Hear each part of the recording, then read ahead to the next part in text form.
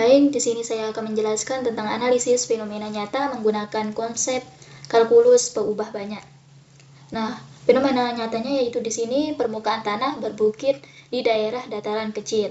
Permukaan tanah yang tampak datar sering memiliki perbedaan ketinggian kecil yang membentuk bukit rendah.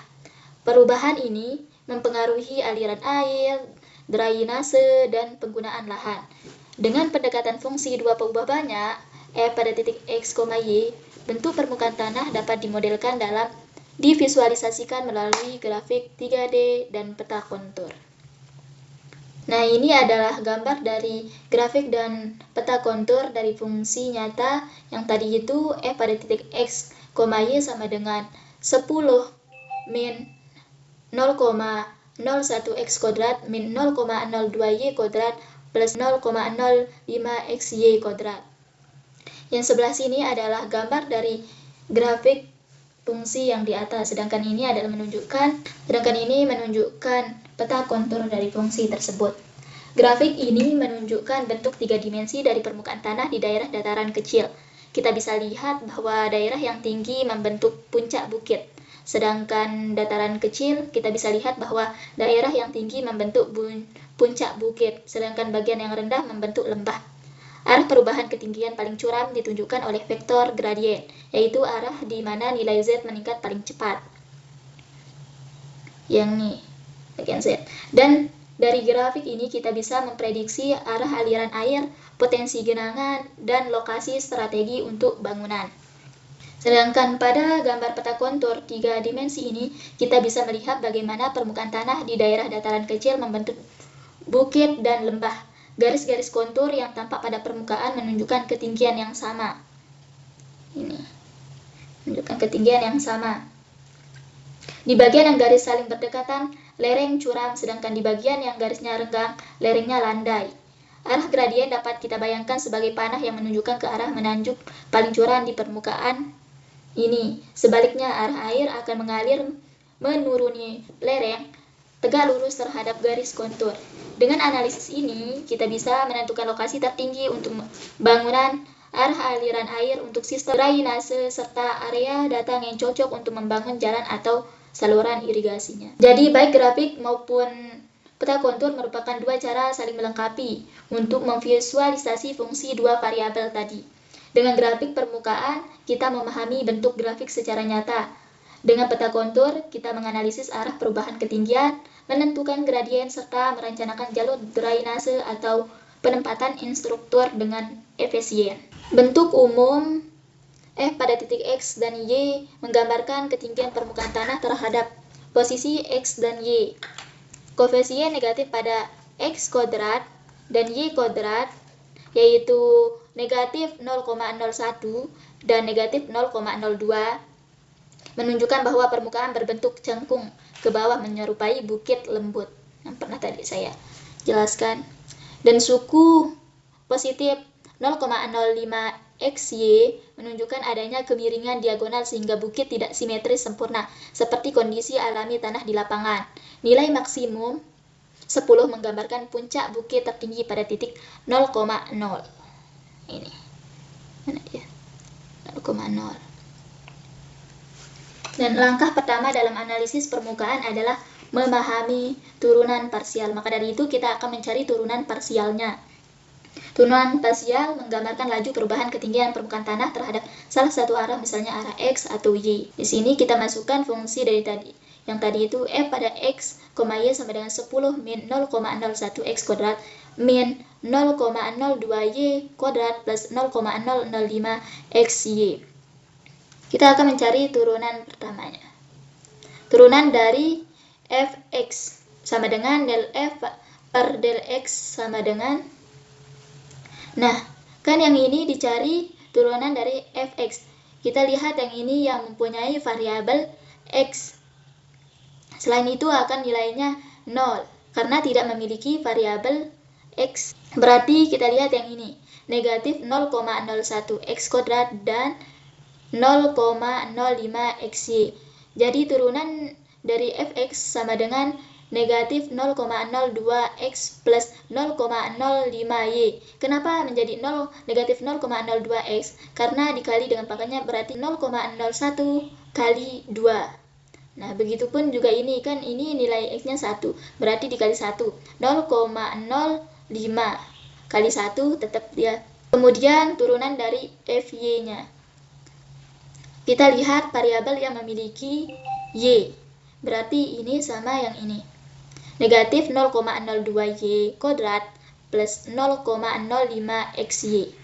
Sama caranya dengan yang turunan fx. Berarti turunan dari fy sama dengan negatif 0,04y plus 0,05x. Del f per del x menunjukkan perubahan ketinggian terhadap arah timur-barat.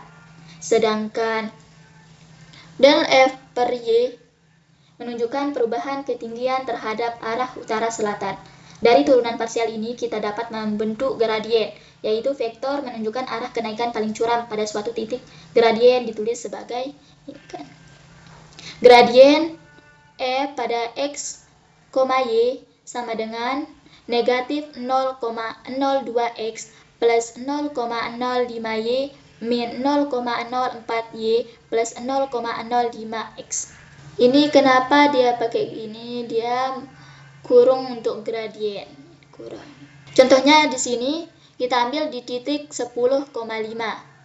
Gradien f pada titik 10,5 sama dengan, nah kita tinggal masukkan ini sebagai y dan ini sebagai x. Kita ganti x dan y-nya. X diganti 10 dan y-nya diganti dengan 5. Jadinya negatif 0,02 kali 10 plus 0,005 kali 5 min 0,04 kali 5 plus 0,005 kali 10 sama dengan 0,175 min 0,15. Dalam konteks topografi, arah gradien ini menunjukkan arah lereng paling curam, sedangkan besarannya menunjukkan seberapa curam lereng tersebut. Kemudian selain gradien, kita juga mengenal turunan berarah. Turunan berarah digunakan untuk mengetahui laju perubahan ketinggian permukaan ke arah tertentu yang diinginkan, tidak harus ke arah gradien. Rumusnya, turunan berarah terhadap f dalam kurung x0 min y0 sama dengan gradien f dalam kurung x0, y0 kali u, di mana u adalah vektor satuan yang menunjukkan arah. Ketika kita mencari nilai u, rumusnya di sini dengan u sama dengan 1 per akar a kuadrat plus b kuadrat kali a, b. Contohnya di sini yaitu arah vektor v, ini v-nya vektor, sama dengan 1,2. Kita memakai nilai 1,2 untuk contohnya.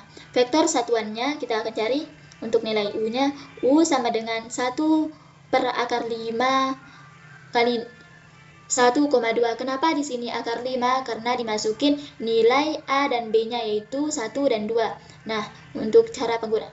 Nah, misalnya kan di sini 1 dan b-nya 2. 1 kali 1, 1. Di sini 2 kali 2, 4. 1 plus 4 sama dengan 5. Makanya di sini akar 5. Sama juga yang di sini. Ini kan nilai A-nya 1 dan nilai B-nya 2. Berarti 1,2. Turunan berarah F titik 10,5. Nah, ini nilai dari gradien tadi. Sama dengan negatif 0,175. Karena kenapa nilai gradien kan itu sebagai rumusnya yang di sini dari turunan berarah. Nah, kita tinggal masukkan ke sini. Negatif 0,175 min 0,15 kali 1 per akar 5 kali 1,2 sama dengan 1 per akar 5 kali negatif 0,175 min 0,3 sama dengan negatif 0,2124. Nah, ini hasilnya negatif. Dalam konteks tanah berbukit, turunan berarah bisa digunakan untuk menentukan bagaimana kemiringan tanah berubah jika kita bergerak ke arah tertentu, misalnya arah jalan atau saluran air. Nilai negatif menunjukkan permukaan menurun ke arah tersebut. Semakin besar nilainya, semakin curam kemiringannya. Ini kan negatif nilainya. Nilai negatif menunjukkan permukaan menurun ke arah tersebut. Kemudian Untuk mengetahui puncak atau lembah permukaan tanah, kita perlu mencari titik ekstrim, yaitu titik di mana ketinggian maksimum atau minimum terjadi. Langkah pertama di sini kita akan menentukan titik kritis, yaitu titik di mana seluruh turunan parsial pertama bernilai 0. Maka nih fx-nya sama dengan 0 dan fy-nya sama dengan 0. Nah, kan nilai dari turunan fx-nya kan tadi negatif 0,02 plus 0,05y sama dengan 0. Sedangkan fy-nya tadi kan udah kita hitung nilainya negatif 0,04y plus 0,05x sama dengan 0. Solusinya di sini xy sama dengan 0,0. Titik kritis bisa menjadi titik maksimum lokal, minimum lokal, atau titik pelana. Untuk membedakan jenis titik kritis, kita menggunakan turunan kedua dan determinannya, Hessian determinan. Yang ini membedakan titik kritisnya, kita harus menentukan turunan kedua dan determinan Hessian. Nah, kita akan menghitung turunan keduanya. fxx sama dengan 0 per del x kali negatif 0,02x plus 0,005y. Nah, turunan dari fxx ini. Dan hasilnya sama dengan negatif 0,02. Karena kan kita akan mencari fxx. Nah, kita lihat variabel x-nya. Ini hasilnya. Kan ini dikali dengan 1.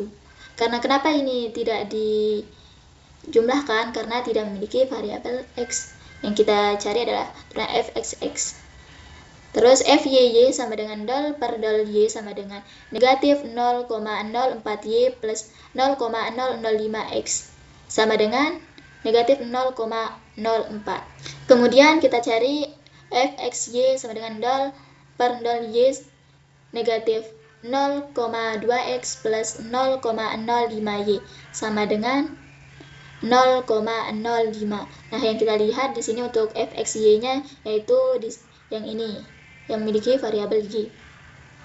Jadinya 0,05 kali 1 sama dengan 0,05.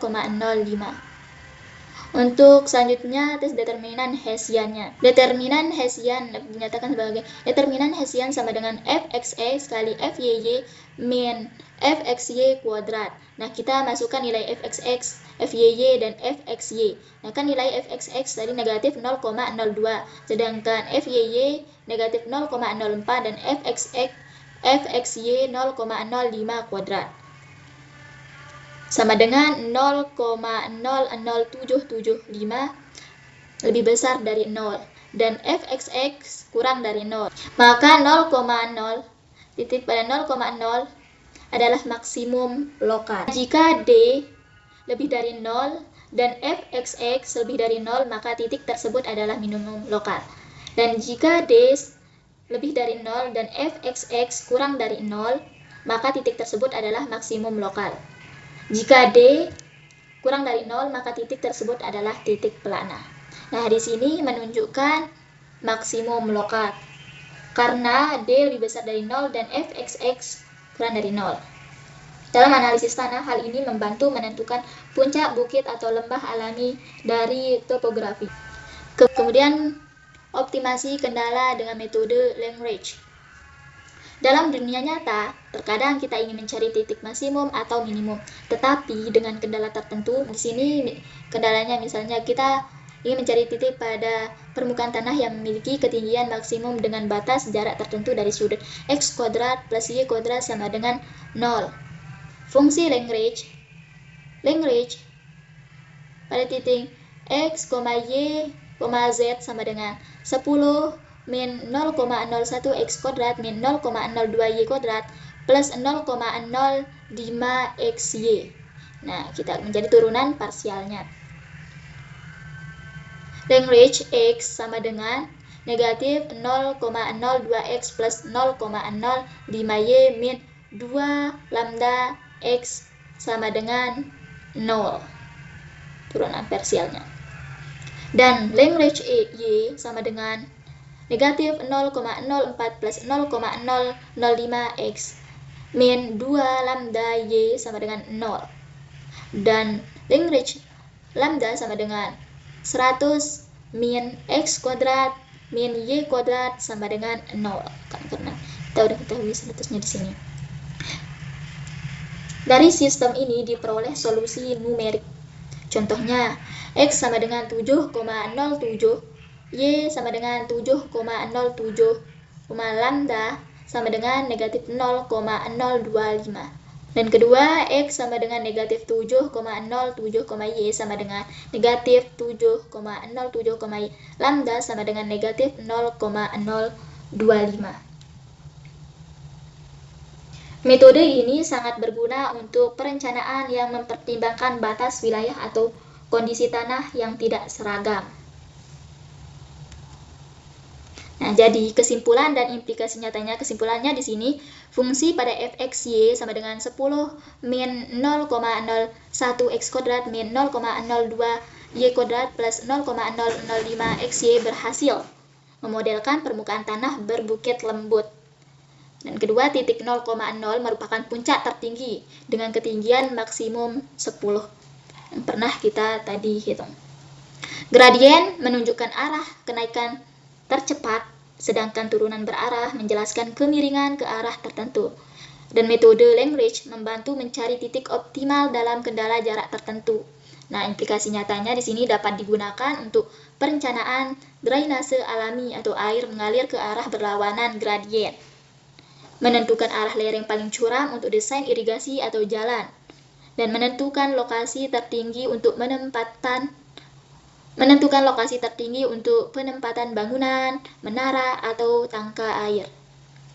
Serta model ini bisa diperluas untuk simulasi topografi daerah nyata dengan data ketinggian aktual. Jadi kalkulus peubah banyak bukan hanya konsep matematis, tetapi juga alat analisis yang sangat kuat untuk memahami fenomena alam secara kuantitatif dan terukur. Dengan memahami hubungan antara turunan, gradien, dan optimasi, kita dapat membuat keputusan yang lebih tepat dalam perencanaan lingkungan dan pembangunan. Sekian, wassalamualaikum.